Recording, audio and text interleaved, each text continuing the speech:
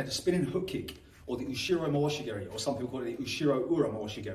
So in this video, I'm going to break down the kick into smaller, manageable parts, so you can kind of help to learn the kick or to refine it if you already know it. A couple of training exercises for the kick and an application of it in kumite or in sparring.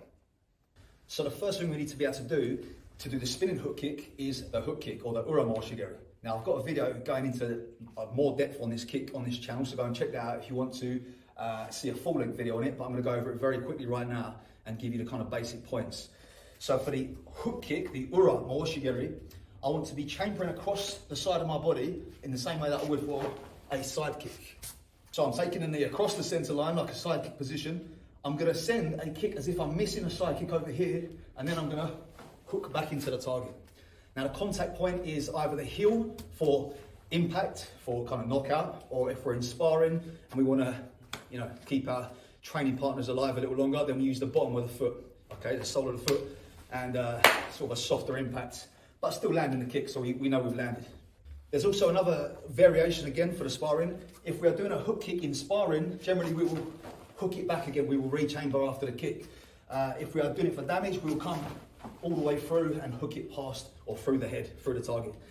Okay, so as with all kicks, we are re-chambering. So we chamber, meaning lift the knee, we send the kick, and we come back to that chamber position under control. Now the difficult part, of course, is the spin, because we are spinning and doing the hook kick at the same time. An exercise that I like to do is to simply just do the spin. Okay, so what I'm going to do is I'm going to get into that chamber position, and I'm going to spin and come back around again this way. Okay, one of the biggest mistakes that people tend to do when learning this kick is they send it too wide. They want to send the leg already in the extension, so they're trying to swing wide like this, and that's inviting someone to come in and sweep and take it down this way. It's also far less powerful. So the exercise again from here is spin on that front foot, ball of the foot, in the same way we would for an Ushiro. I'm spinning and chambering that leg, just doing a full 360 degrees. So again, just from here, just working on getting that faster and faster. Just rotating around into that sort of chamber position. Once we're confident with spinning and chambering that kick, then we can start letting the kick go. I'll first off start by talking about the kind of sparring version, the one where we are going to be retracting the kick and controlling it so as not to take the opponent's head off. So from here, same thing, we spin, and as I said, I want to keep it chambered. Okay, so we get to this chamber position, keeping that balance there.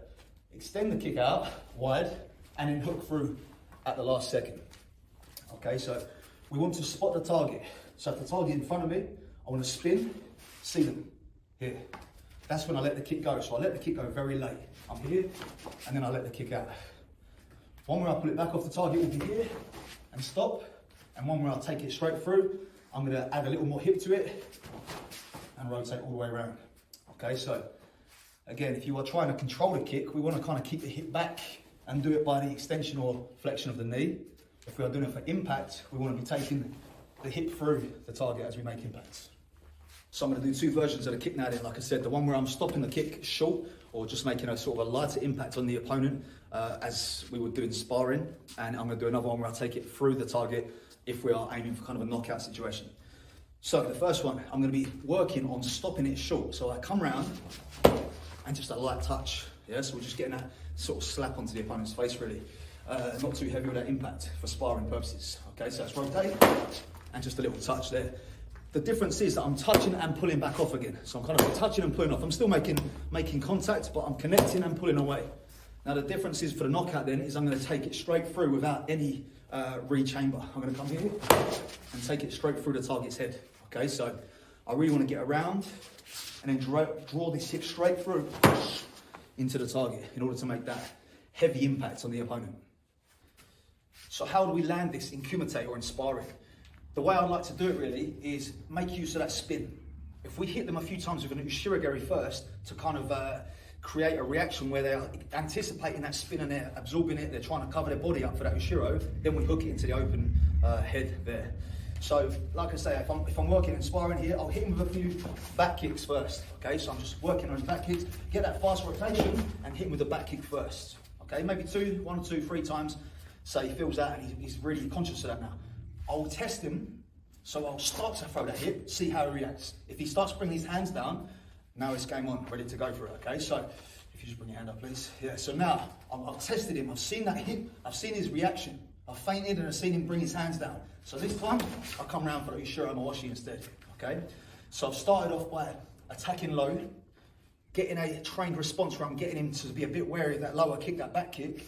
And then at the last second, I've feinted, seen him doing that, and I've come around for the Ushiro Mawashi Geri instead, the hook kick.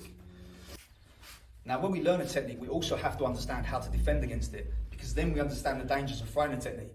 You know, it's no good just blindly throwing it and thinking it's going to land every time. So we have to understand how it can be defended against in order to best learn how to deliver the kick, okay? So basically, what he wants to do then is he wants to move into my circle. As I start spinning, he moves in and catches that kick, so he closes the distance down and stops me from connecting with him. It's very important that he gets his head very close, because if his head's too far back and he still tries catching it, he's still going to get caught by that kick as it comes around. So he wants to close it right down so the kick is way past him. So as I go in, he's here and he's missed. I've missed the kick. And then he's obviously coming down for a takedown, and that's a bad situation for me. So what we know then, or what we learn from that knowledge, is that we need to know how to throw it. So like I said before, we want to condition him to react to the back kick instead, because now he's not going to try doing this. He's not going to move into a back kick because he's going to get caught. So I need to condition him to react to that back kick first, because he doesn't want to move in. If he moves in, he's going to get caught. So I want to get him wary of that, and then I can throw it up high and get that Ushiro into the open space there. So an exercise then we want to do to practice the hook in action is I'm going to take hold of the bar. My back foot is going to rotate away from the kicking position, so the target, okay? Toes facing the wall. And I'm going to, again, like I said, send that kick wide and hook back here. Wide, hook back into the target. Hook back into the target this way. So we can just train that hook in action, or hooking through the target if we want to do that way as well. Another way I like to use the wall to practice this kick is to, again, hold on to something here, get that chamber across, and just touch the wall from here. So I'm coming up, hooking round, just connecting with that wall, just practicing that control. This is again for the sparring type kick, like I said about here. Touch with the ball of the foot, and back. Touch and back. Obviously be careful, don't hit the wall too hard, because you're gonna probably injure yourself. So it's ball of the foot, light touch on the wall and come back off. So there you go. A few tips on how to do the Ushiro Mawashi Geri, or the hook kick, the spinning hook kick. If you enjoyed that, please subscribe to the channel. I also want to mention my partnership with Art Martial Clothing. They're a martial arts lifestyle brand. They do all kinds of martial arts designs on your t-shirts, hoodies, all your training gear and stuff. Really nice looking stuff. So I'll put a few images up on the screen, and I'll put a link in the description of this video and a discount code for you to get yourself 20% off. So go and check them out. So again, subscribe to the channel if you haven't done, and I'll see you next time.